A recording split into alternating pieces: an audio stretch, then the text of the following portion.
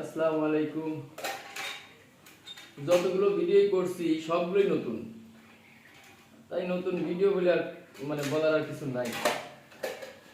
দেখতে পাচ্ছেন আমি 8/6 প্লেন বোর্ড, এই প্লেন বোর্ডে আমি মেন সুইচটা সেটআপ করেছি কটনাটের সাহায্যে।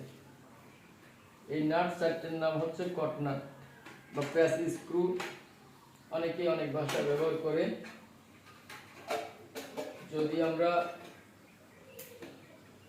এই কটনাট ব্যবহার করি সেক্ষেত্রে মেন সুইচ অনেক শক্ত হয়, বোর্ডের সাথে অনেক শক্তভাবে লেগে থাকে।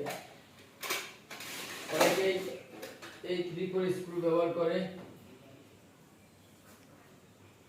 এই 3/4 স্ক্রু লাগায় দেয় কটনাটের পরিবর্তে, যার ফলে দেখা যায় বোর্ডটা ঠিক মতো শক্ত হয় না, নড়াচড়া করে। যার কারণে আমি কটনাট ব্যবহার করছি। আমি চাইবো আপনারাও কটনাট ব্যবহার করবেন,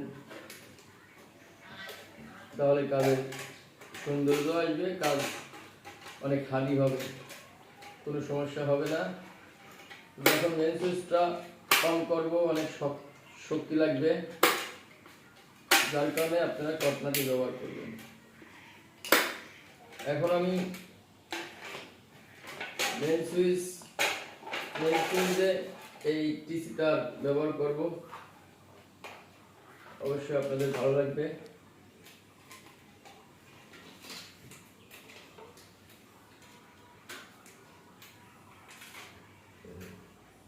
এই